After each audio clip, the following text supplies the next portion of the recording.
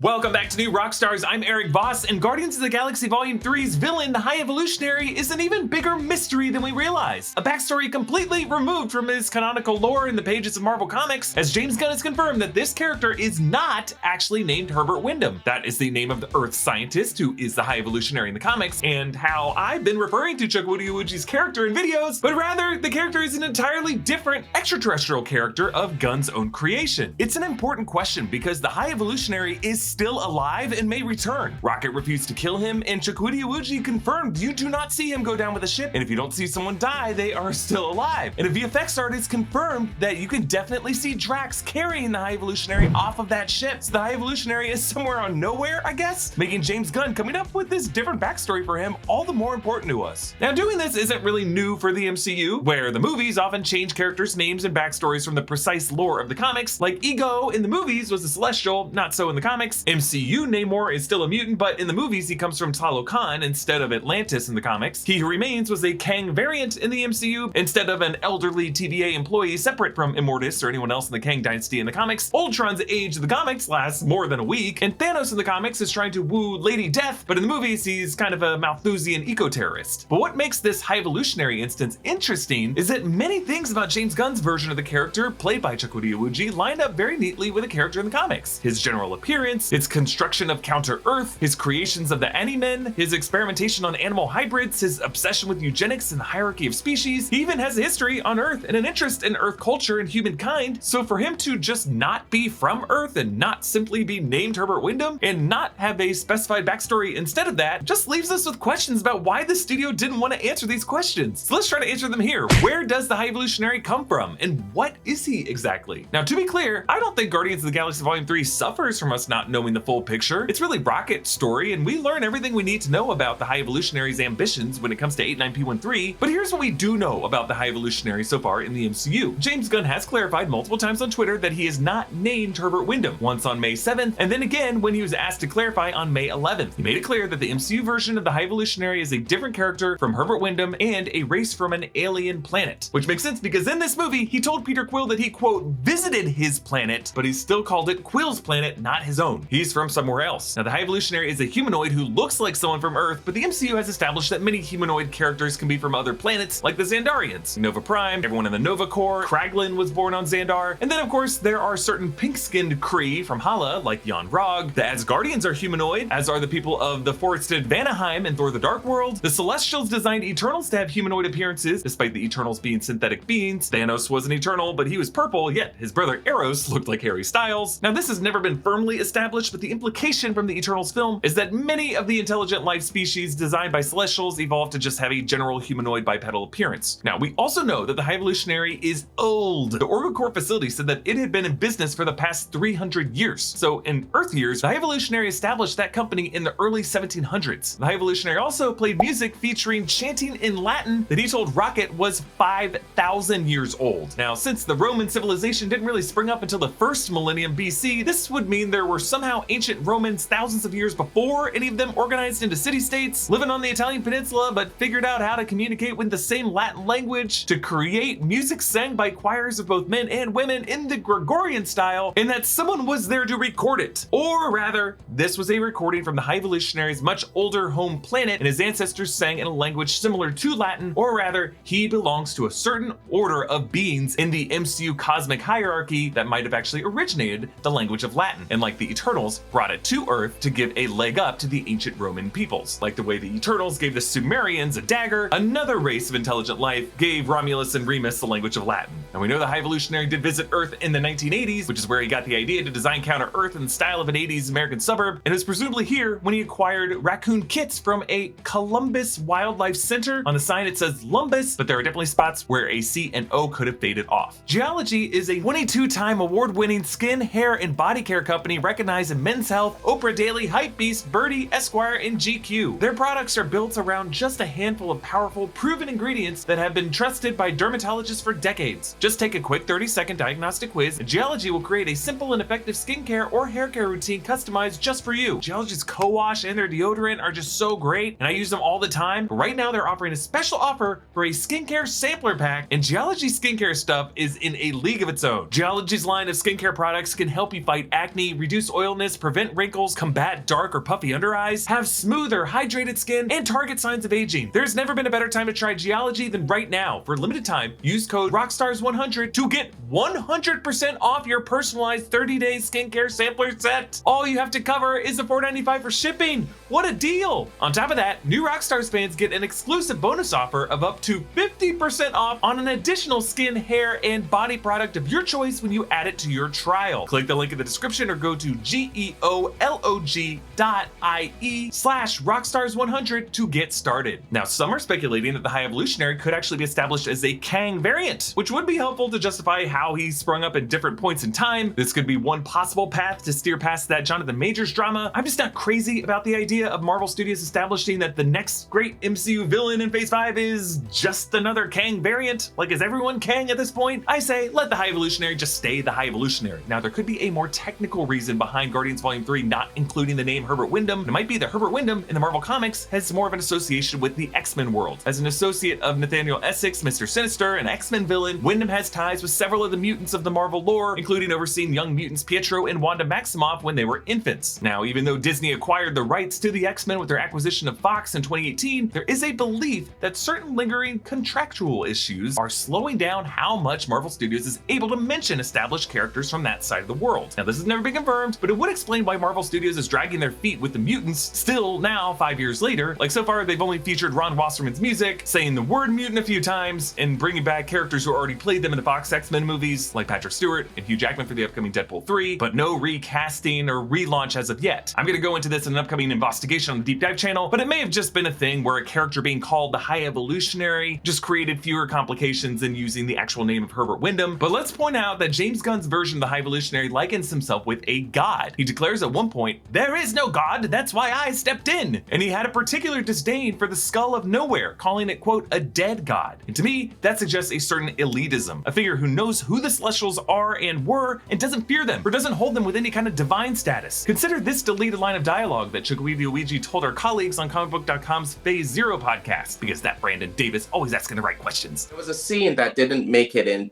a line that didn't make it into the final cut of the movie. I think I'm okay to say it because you've seen the movie, but, you know, that scene where, you know, sort of knock Groot and Peter Quill down and I'm walking away and then they start doing their thing with the guns. There's a line that didn't make it where I go, kill the human, bring me the tree. Do you know what I mean? So like I'm always interested in the other. I'm always interested in something I can learn from. Kill the human, bring me the tree. Very leave the gun, take the cannoli. But it also recalls the curious moment from James Gunn's first Guardians of the Galaxy film with the Collector, Tanelair Tavon. What is that thing there? I'm Groot. I never thought I'd meet a Groot. You must allow me to pay you now so that I may own your carcass. At the moment of your death, of course. I'm Groot. Why? So we could turn you into a frickin' chair? So, could the High Evolutionary actually be part of the same race as the other Elders of the Universe, best known for their titles more than their names, the Collector, the Grandmaster, and the High Evolutionary? All three would be ancient, eccentric collectors of antiquities and playthings, and seem to be delighting in this universe where the Celestials are essentially an endangered species. The MCU has established that the Collector survived Thanos' attack by showing his ship flying away in the opening shots of Loki Episode 6, and the studio deliberately spared the Grandmaster by removing what would have been his death scene by the hands of Gore the God Butcher and Thor Love and Thunder. The MCU High Evolutionary could come from anywhere in the cosmos, but he definitely fits the mold of an Elder of the Universe, as a godly space boomer who always seemed to be able to slip away. Now, our upcoming live show on May 26th sold out, but we added a second late night show for some more after dark content. Tickets are available in the description. Please subscribe to the Deep Dive and subscribe to our new channel, The Break Room, and you can grab some merch to support this growing network at nerdright.shop. Follow me on Instagram and Twitter at EA Voss, follow Rockstars, and subscribe to Rockstars for more analysis of everything you love. Thanks for watching. Bye.